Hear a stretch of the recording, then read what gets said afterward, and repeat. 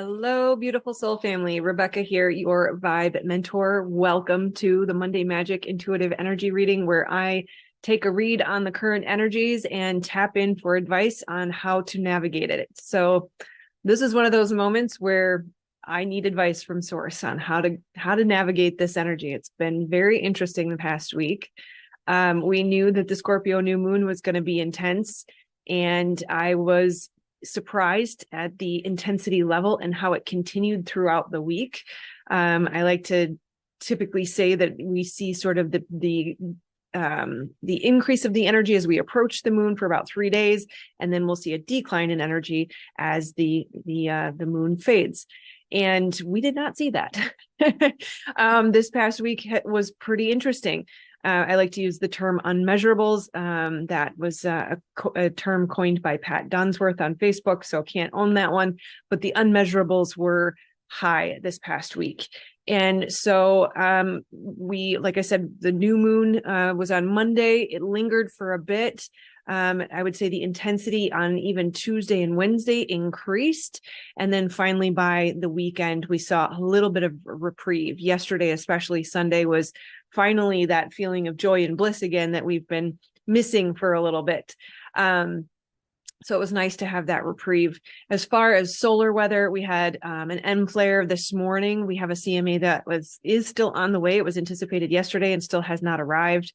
We had a couple of M class and a strong C class flare on Saturday. We had some Schumann resonance activity throughout the week, especially on Friday and again last night, which of course is just lightning, right? Just lightning. But the impact on the nervous system is palpable. And did you know that lightning can actually cause a sympathetic nervous system response, which means we kind of feel like we want to fight or run or flee or freeze or whatever your go-to response is. So all throughout the week, there was just powerful testing energies. Can you be patient? Can you stay secure, right? Having to ward off insecurities or fears. And a lot of that dark, heavy, the deep shadow work of Scorpio is been very profound and very prevalent over this past week. Still strong feelings of purging, releasing, being pushed sort of to the edge of something so that you make a change, make a move. It's almost as if life is kind of, backing you up to the edge of the cliff to say, are you going to do this or not? There's a strange sense of time shifts. It feels very odd to me that we are already listening to Christmas music in the stores, and all of the Christmas lights are decorating the downtown area, and it just kind of feels like, how are we here right now? It just doesn't feel right, as if time is a little strange. Even just writing the date today, how are we already at the end of this year? It feels very interesting how time seems warped or different or off in some way.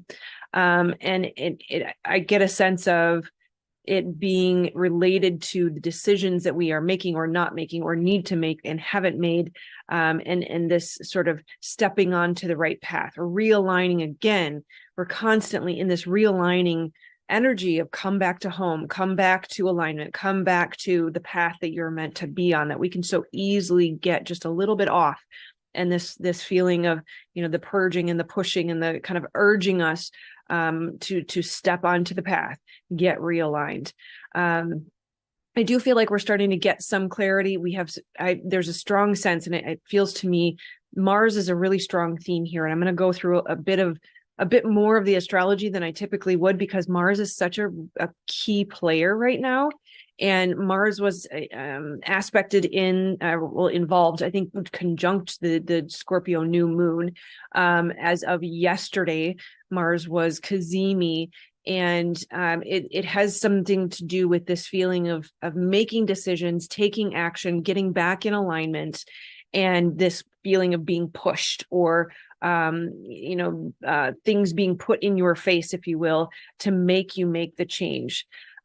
There's a feeling of having to step into this new beginning, but only through awareness and decision. It's as if our mind has had to come to the place of, okay, I'm going to do this thing. I've been feeling the urge to, or I've been feeling called to, or I've kind of known I should, but I haven't really wanted to do it. And yet we are receiving that clarity of what needs to be done, what must be done. And it feels as if so when a planet is with the sun, they call it cazimi. It's kind of like the sun burns up the planet. And now that the Mars and the sun are separating, it feels as if, okay, we've come to the place of decision. We've accepted, okay, I have to do this thing. I'm going to do this thing. And yet we are in this new beginning only from an understanding perspective. We're still not really able to take action. I heard one astrologer use the example of surgery. We've had the surgery. The process has been completed, but yet we still have stitches. We still have bandages. We still have healing. We still have preparation. We're not ready to go run the marathon yet. We have to heal from the surgery of what has just been completed, right? This internal process of acceptance and stepping into responsibility or action or the new beginning that we know we need to take. New beginnings can sound good to some people. I personally find the new beginning phase pretty challenging because there's a lot of uncertainty, a lot of unknowns. False evidence appearing real. Fear can try to creep in and tell us all these stories about what might happen or what could happen or all these bad things that could happen, especially if you have complex trauma. That tendency to look for the negative is very strong in our neurobiology. But just know that it, of course, is false evidence appearing real. It's not real. And so just really understanding that everything's always in perfect divine order. And I want to get ahead of myself as far as the guidance. So that's coming here in just a second, but just kind of want to walk you through the Mars aspects that we're dealing with and how challenging they have, or they can be. We'll put it that way. If you're in resistance to what you're being asked to do, or you're allowing Mars to make you feel aggravated or frustrated, if we're not taking action, we're not moving into alignment, we're going to feel sort of the darker side, right? There's always a positive side and a darker side, the light side and the shadow side to every aspect and every planet. And it's really up to us how we embrace it and how we utilize it, how we leverage what's being made available to us. So again, I mentioned the Scorpio new moon was conjunct Mars. We had Mars cazimi yesterday. So that was the sun and the moon. I'm sorry, the sun and Mars. And that, I just have a note here. When it burns up the planet, it sort of disables its action for a bit. And if you think of Mars being the planet of action, we've got this Scorpio push of like all the shadows being pushed to the surface for purging, and this urge. We even had Mars aspecting Uranus last week. That was that strong desire to break free. We can feel a little bit rebellious, and yet Mars is supposed to give us the ability to take action, and yet it was, sort of disabled by the cazimi with the sun. So we also have the moon square Mars today, and so there could be again, always positive and negative here, but if what we want to be on the lookout for, what we want to be careful of is not to feel overly angry or annoyed. We can lean more towards passion instead of impatience, determination instead of resistance or frustration or anger. Also know that coming up, happy Thanksgiving. Make sure to continue gratitude practices every day of the year, because did you know gratitude actually creates happy hormones in the body?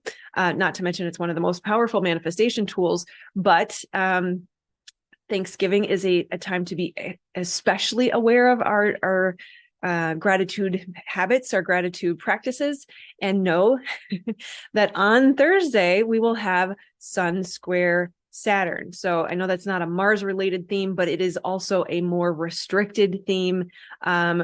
We can, again, utilizing the positive, look towards patience, responsibility, acting with kindness as it relates to relatives or the loved ones that we spend time with. And point being, we've had a few challenges over this past week with a lot of Mars. Then we're going to hit some restriction with Saturn. Then we're going to go back into more Mars aspects. We've got Mars square Saturn. So the two difficult ones are going to come together and make it even more restricted. And we're going to continue to have this desire to just break free. And breaking free can come from a healthy place. It doesn't have to come with frustration, irritation, anger, the shadow sides of Mars. Then on top of that, Monday, next week, I will be here again next Monday, but just so you know, all of this building, these Mars aggravations or the pushing, or it feels like a building, right? There's a bubbling up that's going to cause a spillover, which will eventually serve us, but it's not always fun in the process. And know that we've got that full moon on Monday. So by Thursday, Friday, right when we're starting to hit the Saturn aspects and the Saturn square Mars aspect, we're going to be moving into full moon energy. So this can be a lot. It's a lot of intensity. And the full moon next Monday is opposite Mars. All right. So that really could be the boiling over point. So I tell you all of this, and I'm not an astrologer. I don't practice. I have not studied professionally. I have studied personally for 12 years or something around there. But the reason I want to tell you all this is because we need to keep our heads down. This week, especially because we've already been dealing with a week of Mars energy. We've got another week right around, I took a note of it. The Mars square Saturn dissipates around the 28th. So keep your head down, tread lightly, be kind, be patient, be understanding, recognize we're all in this together. That person that just gave you the dirty look, they're dealing with something too, and it has nothing to do with you. And know that things will start to get better after that. So I really wanted to give you, the reminder you're not alone. This is difficult for all of us. It doesn't have to be difficult if we work with the energy properly. And I do have some tips on that in just a second. Know that after that, after the 28th, things do start to get better. And we have a full week of some pretty nice, easier aspects the following week, some of which do include Neptune, which can be kind of dreamy, but can also be a lack of clarity. But at least we'll feel like we've got the rose-colored glasses on for a little bit, which should give us a nice break. So remembering now that we are in the first quarter moon after the last new moon. So this is a perfect time to look at, how do you need to reevaluate your intentions? How do you need to revise your plan? What are you experiencing? Where are you being pushed? Where are you experiencing fears and insecurities? And really spend time in the body. So this is sort of the guidance of how to work with this, is recognize anger is not a bad emotion. In fact, it's one of the first emotions in trauma healing. Anger is a cover for pain. Anger is designed to get us to make a move, to make a change. If someone is mistreating you and you feel angry, it's because that is not right and this needs to stop. And so that anger, as long as it's not sustained anger over time, is a very healthy emotion that's helping you get out of something that is not good for you. So really take the time to look at, how do you feel in your body? Make a list of the things, make a list of the ways that you're showing up that you are not in alignment with, right?